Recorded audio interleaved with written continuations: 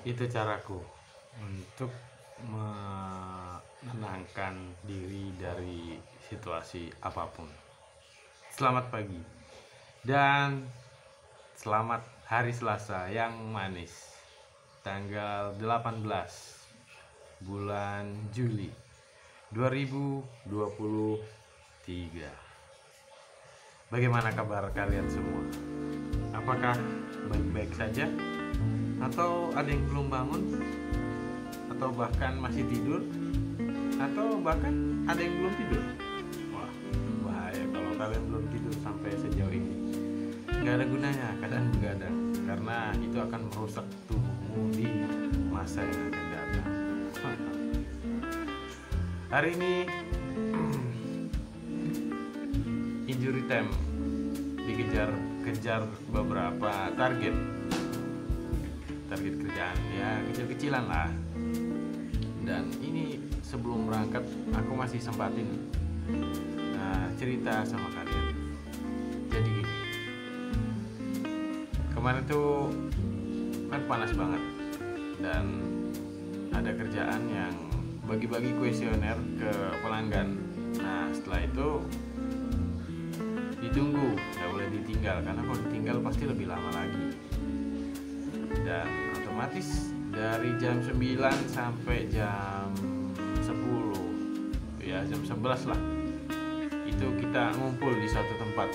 Aku berdua sama temanku Wawan ngumpul di suatu tempat, dan ini agak lebih cepat karena prosesnya melalui PRT. Karena PRT tersebut kita palakin dia, ya kan, kita suruh buatin kopi, kita suruh siapin segala sesuatunya, tapi tidak bermaksud seperti itu.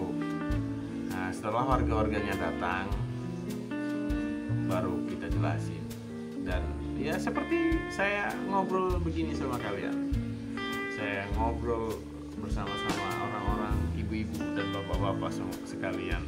Ya saya seolah-olah seperti petugas sensus padahal saya cuma mau ngasih subsidi kepada orang-orang yang membutuhkan dari tempat kerjaan saya, ya begitu. Dan ada gunanya juga dari saya awal cerita bulan April kah Maret itu, dan akhirnya ada gunanya. Jadi kita ngomong di depan umum itu sudah ya santai aja, sudah kayak ngomong sama kalian semua, enjoy aja, enjoyable. Dan ya luar biasa untuk kalian yang belum pernah mencoba ngobrol seperti ini di depan kamera HP, kamera sungguhan atau kamera apapun, ya yang penting lakuin aja. Suatu saat pasti berguna, dan saya yakin itu, percaya sama saya. Kalau tidak percaya, ya kalian buktikan sendiri suatu saat nanti. Kalian pasti akan ngomong di depan banyak orang, ribuan bahkan. Tapi sebelum saya memulai ini, saya juga dulu pernah dalam pendidikan, saya ngomong di depan 300 sampai 500 orang. Saya pernah. Ya, untuk kala itu perdana, sangat gemetar sekali. Saya megang mic seperti ini aja sudah sampai kayak mau jatuh nih. Kaki ini sudah kayak bergetar segetar-getarnya. Dan suara saya tidak bisa lantang seperti ini waktu itu. Tapi saya paksakan, saya bisa. Kapan lagi kan saya ngomong di depan orang banyak. Terserah mereka mau dengerin atau enggak, itu urusan mereka. Yang penting urusan kita itu ngomong di sini. Ya. Alangkah kerennya kan di depan ratusan orang seperti itu. Mula-mulanya saya juga gemetar, takut apa yang saya ucapkan gitu. Kembali lagi ke apa? Benar, mindset. Karena semuanya itu berasal dari alam pikiranmu sendiri. Tidak lebih dari itu. Semakin kamu takut dan semakin kau tidak mau melakukannya, maka ya benar, mindsetmu lagi. Mindsetmu akan terus terpuruk. Apakah kamu akan selamanya menjadi pendengar? Sesekali kamu juga harus menjadi pembicara. Jadi selama ini saya bercerita seperti ini, ternyata masih ada manfaat dan gunanya. Selain bisa bangun pagi dan melihat kalian semua, ya alhamdulillah, luar biasa. Hah? Mungkin kalau di depan kamera seperti ini saya tidak menggunakan gestur ya, tapi kalau berdiri atau duduk pasti saya akan menggunakan sedikit gestur. Seperti Pak Erick Thohir kalau lagi konferensi pers, dia pasti akan melihat ke sana, dan melihat ke sana.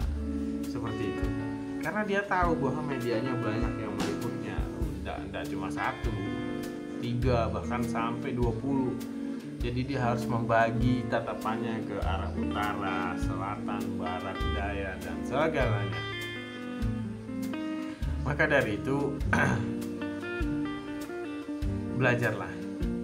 Karena dari yang terkecil saja. Yang terkecil saja misalnya itu baru kalangan RW, nanti bisa di kalangan kelurahan, di desa, ataupun di kecamatan, bisa juga. Tidak menutup kemungkinan. Karena memang ya kita ada hubungannya dengan masyarakat, dan kita juga sekolah berdasarkan tujuan dari masyarakat. Begitu. Ini sudah jam 7 lewat berapa ini?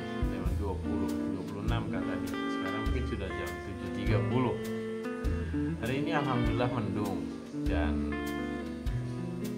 semoga tidak panas. Hari ini saya harus menyelesaikan beberapa kuesioner yang harus diselesaikan.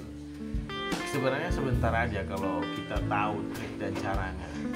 Kalau kita jalanin satu-satu, otomatis itu sampai 2 minggu pun tidak akan kelar. Tapi kalau kita gunakan cara cerdasnya begini, tapi jangan bilang-bilang ya. Caranya itu kalian jangan menyuruh orang untuk mengisi, pasti akan lama. Selain dia akan membacanya satu-satu, itu pasti akan memakan waktu yang sangat lama.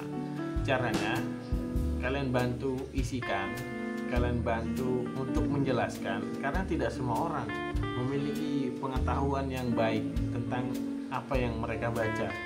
Dikiranya kita akan memberikan hal-hal yang tidak baik buat mereka, tapi tidak seperti itu.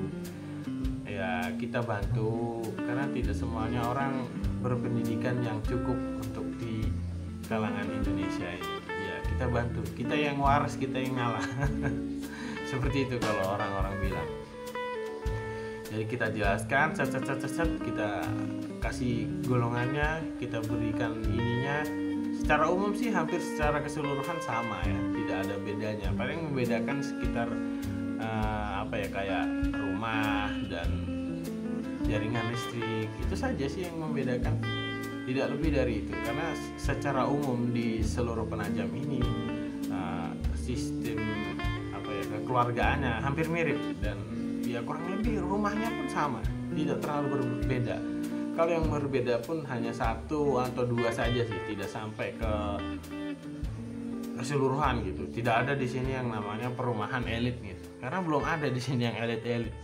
Bahkan kalau dari satu Penajam Raya pun, kalau boleh saya simpulkan, itu hanya ada 1, 2, 3, kalau sekitar 3 sampai 4-an lah kurang lebih. Hanya itu saja rumah yang paling besar di Penajam ini. Selebihnya ya rakyat umum jelata seperti saya dan kalian-kalian semua itu. Oke. Jadi ya secara umum gitu cara ngisinya, supaya cepat dapat targetnya dan bisa tercapai semua tujuannya. Dan alhamdulillah saya juga udah menyelesaikan sekitar 40. Jadi sekitar 30 lagi itu kalau hari ini ndak ada halangan mungkin selesai. Tapi rencana sih mau diselesaikan besok atau lusa sambil mengisi hari-hari tanggal merah ya kan. Gitu aja mungkin. Tapi pesan saya tetaplah belajar apapun. Kelak pasti akan berguna di depan atau di suatu hari nanti, itu akan berguna. Misalnya azan di tempat umum, menjadi pembicara di tempat umum, itu apapun pasti berguna, karena kelak kalian akan menjadi penerus, kalian akan menjadi pengganti untuk orang-orang yang ada saat ini. Suka atau tidak suka, mau ataupun tidak mau, pasti kalian akan menggantikan mereka secara tidak langsung. Tapi kalau kalian tidak bisa dan tidak mampu, maka orang luarlah yang akan datang untuk menggantikanmu. Apakah kamu rela dipimpin oleh orang luar dari negaramu atau dari tempatmu sendiri? Pikirkan itu. Betul, kita kembali lagi ke mindset. Sampai jumpa di kesempatan berikutnya. Bye.